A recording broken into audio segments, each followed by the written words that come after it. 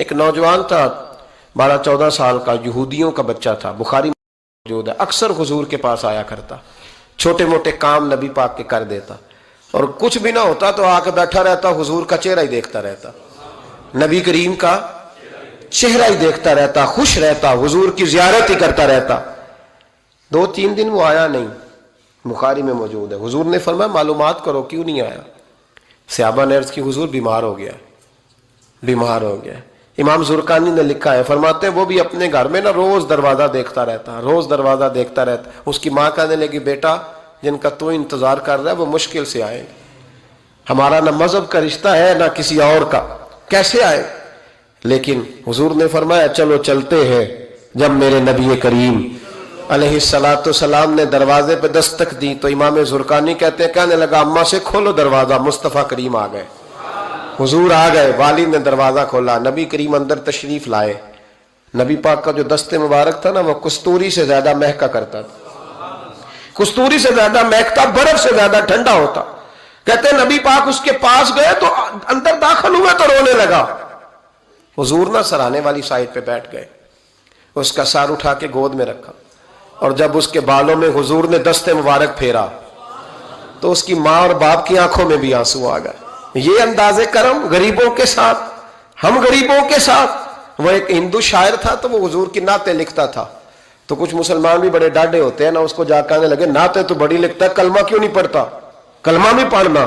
تو اس نے کہا چل اس پہ بھی شعر سن لے، اس پہ بھی تو شعر ہی سن لے، کو میں تیرا پابند تو نہیں۔ کہنے لگا ہو جائے عشق کسی سے کوئی چارہ تو نہیں، صرف مسلم کا محمد پہ اجارہ تو نہیں، صرف مسلم کا محمد پہ اجارہ تو نہیں۔ اتنا ڈانڈا نہ ہو یار، میرے ساتھ یہ رویہ نہ کر، ہو گیا پیار، یہ ہو جایا کرتا ہے، اب تو اس طرح تو نہ کر میرے ساتھ۔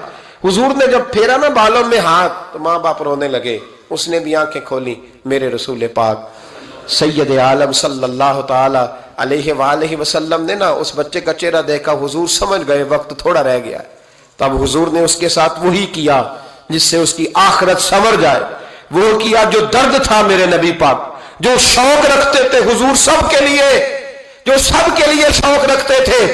میرے محبوب فرمانے لگے بیٹے کلمہ پڑھ لے، کلمہ۔ حضور کا شوق یہی ہے، یہی شوق ہے لوگ دیندار بن جائیں، کاروبار چمک جائیں، جی مرشد کے پاس گیا تو ریل پیل ہو گئی، یہ شوق ہی نہیں نبی پاک کا۔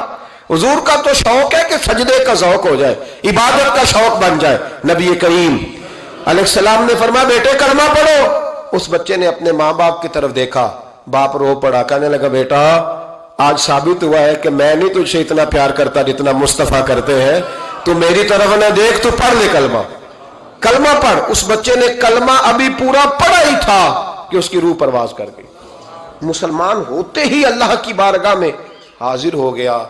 نبی کریم صلی اللہ تعالی وسلم نکلے، آنکھوں میں آنسو تھے، لبوں سے مسکرا رہے تھے، اور حضور فرمانے لگے اللہ کا شکر ہے جس نے میری وجہ سے اسے جہنم سے آزاد کر دیا، کہ دوزخ سے بچ گیا، یہ شکر ہے۔ شکر اس بات کا کرو کہ کوئی ہماری وجہ سے دوزخ سے بچ جائے، دوزخ سے بچ جائے۔ باقی تو سارے کام چلتے ہیں، دنیا داری تو ہوتی ہے، کوئی بندہ جہنم والی سڑک پہ نہ۔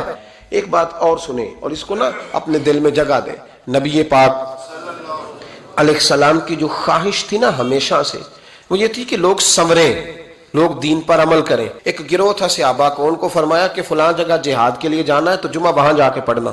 یہ لوگ جو مفت کے لاڈلے نہیں بن جاتے، فری کے، نہیں جی نہیں میرا عشق نہیں اجازت دے رہا۔ بھئی تو تیرا کس طرح کا عشق ہے؟ تو بات مان کہ نہ ماننا عشق ہے، جی میں لاڈلا ہوتا ہوں۔ یہ کس طرح کا لاڈلا؟ لاڈلا تو وہ ہوتا ہے جو تابع دار ہوتا ہے، جو ابرو کا اشارہ سمجھتا ہے۔ نبی کریم نے فرمایا صحابہ سے، فرمایا جمعہ وہاں جا کے پڑھنا۔ بہت سارے لوگ چلے گئے تو چند لوگ رہ گئے۔ جمعے کی نماز کے بعد حضور نے پوچھا گئے نہیں؟ عرض کی حضور دل میں خواہش آئی تھی کہ اتنا بڑا جمعہ کیسے ملے گا برکت والا، تو یہاں جمعہ پڑھ کے ہی چلتے ہیں تاکہ ہمیں اتنے ہمارے نصیب کھل جائیں کہ حضور کے پیچھے جمعے کی توفیق ہو جائے۔ حضور پیار بڑا تھا، آپ کی اقتداء میں جمعہ پڑھنا تھا۔ پتہ لفظ کیا ہے حدیث کے؟ حضور فرمانے لگے اگر تم میری بات مان کے وہاں جا کے جمعہ پڑھتے تو مجھے زیادہ خوشی ہوتی۔ نبی پاک صلی اللہ تعالی وسلم کی یہ خواہش رہی، حضور کا یہ ذوق رہا۔